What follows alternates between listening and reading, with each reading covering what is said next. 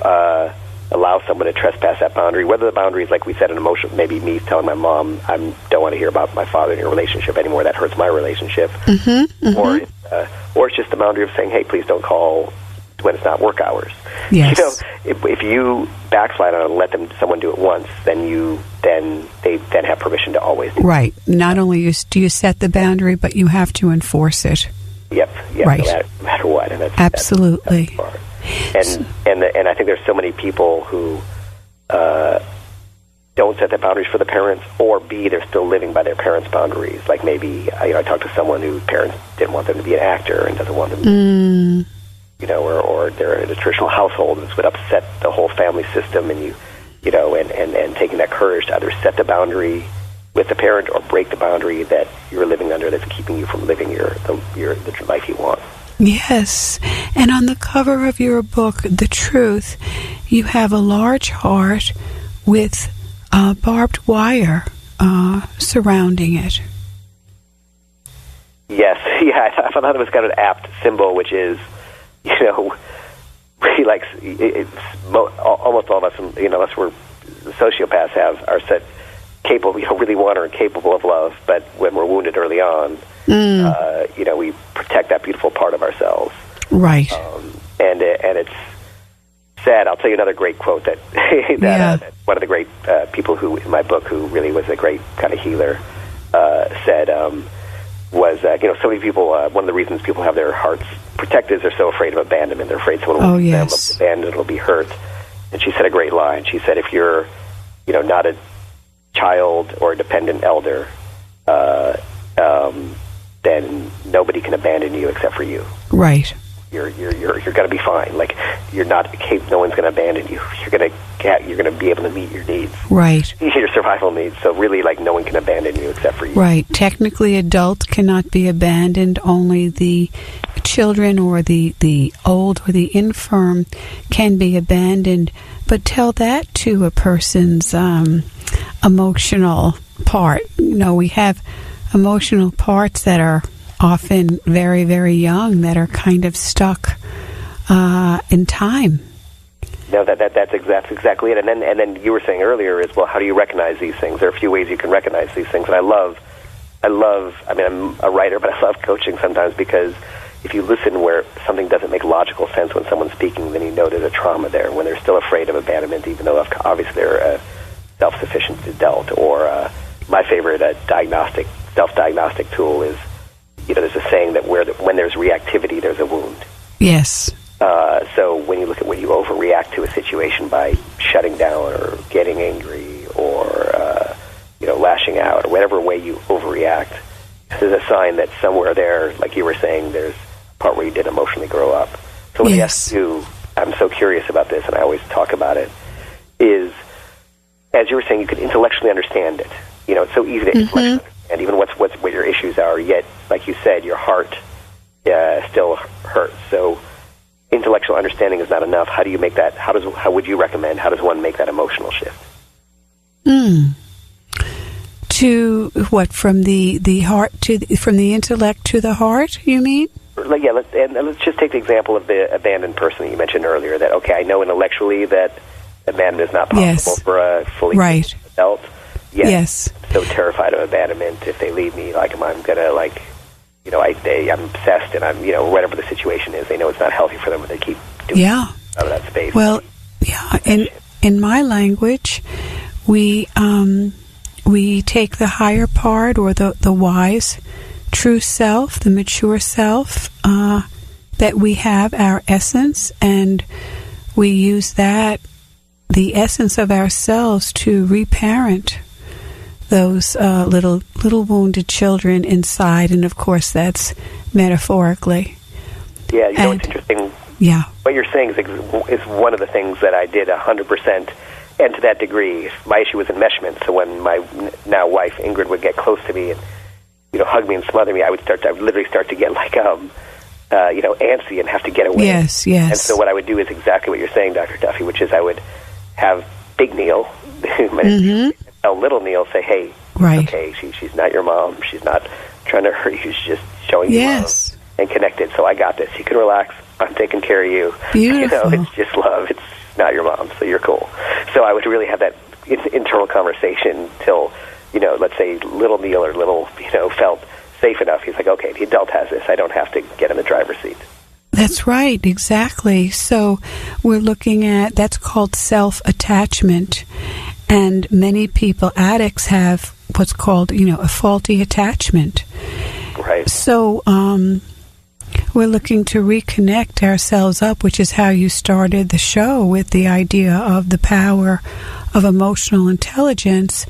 And as we were saying earlier about teaching children not to cry, we live in an emotionally repressed society, so they cannot get in touch with their feelings, and so they are ashamed of them. Like you're not supposed to be hurt. Something is wrong with you if you're hurt, either in the present or if you bring it with you into the future.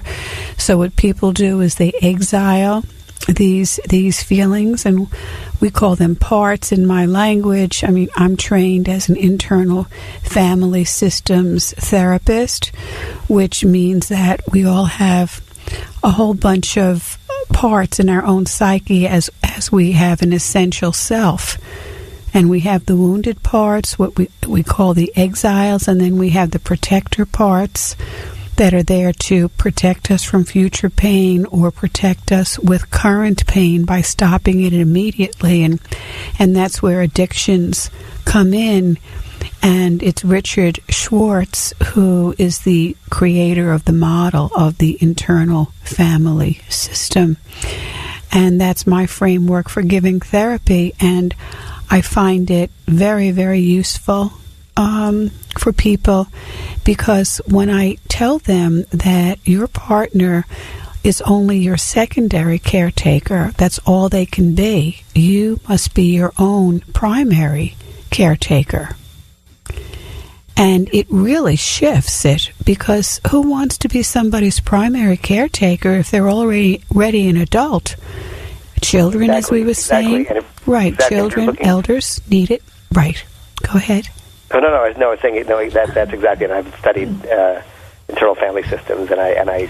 Oh, wonderful! You're saying, and I think that I think it's interesting too, because if you're looking for someone to take care of you, you're going to find an enmeshed person who had to take care of a parent, and they get their worth and value by taking care of needy people, and that's going to just end, badly, because they're going to feel trapped, and you're going to repeat a cycle. And I agree with that. I think that if you're, we have this horrible thing in our culture, which, like, every pop song and every film is, you complete me, and I would die without you. They're all teaching codependence. Like, every people right. love with codependence. Like, it's wild that, like, I'm this half and I'm looking for my other half.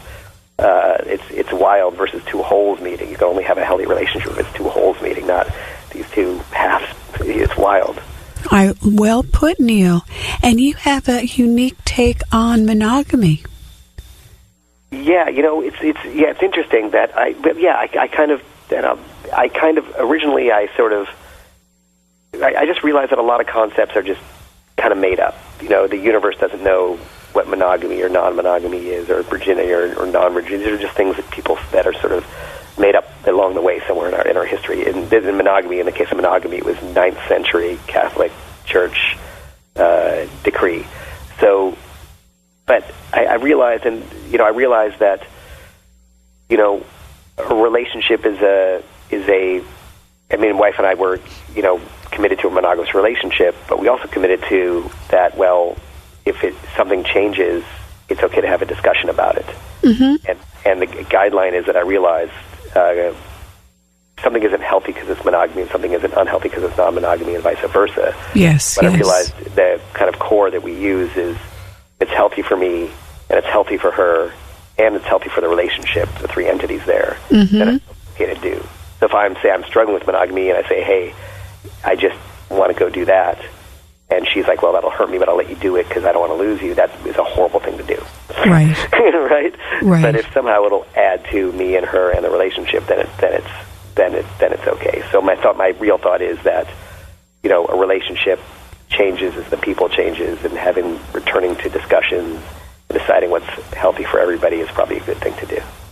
Yes, I like how you separate out the is monogamy inherently good or bad? No, it's societal, and you can look at the advantages and disadvantages, and we can talk about why we have the norm of monogamy, not for every culture in the world, but for a lot, and mostly that is because people do feel scared and jealous, and we need to keep the family together strong to raise the children, yet that doesn't include the polygamous cultures that can be quite successful as well. So it is normative, and I like how you put it with your wife, which is it's kind of a living contract. This is a contract that we make, that we can unmake, we can revise it, we can let each other know that we're interested in revising the contract for any particular reason. But it's a viable agreement. It's not a presumption. Is that pretty much, yeah. That's it. I love that term, a living contract. I was thinking, too, sometimes, and I'd love to get, as I was, as you're learning this, and a lot of people talk about the true self and the authentic self. Yes. I started to realize, as I was kind of writing this and trying to explain, the authentic self, because it's great to write. I recommend that everybody write a book, whether you want it published or not, because it helps you understand yourself and your ideas, and it's really a great way to, it's a great form of self-reflection. And I think that's, Neil Strauss, we have to close in a moment. Would you believe this show has absolutely flown? But yes. I have never heard anyone say that. Just write a book for yourself, even if you don't publish it, because it is a way to clarify who you are, what you stand for, what you've learned, and what you still want to learn. I have found for myself that when I write, I just open up new vistas of thought. Exactly. So, Neil Strauss, thank you so much. I want everyone to know this book, Neil Strauss, Strauss. The book is called The Truth, an eye-opening odyssey through love addiction, sex addiction, and extraordinary relationships. And Neil's former book, a previous book, was called The Game, How to Meet a Date, Get a Date, and The Truth is about holding on to your beloved in a very non-gripping way. You hold on by loving and by setting healthy boundaries. Am I right, Neil? You're right. Thank you, Dr. Duffy. Thank you, Neil Strauss, so much. Come again, Neil, please. This is Dr. Duffy Spencer saying goodbye for now and wishing you great relationships.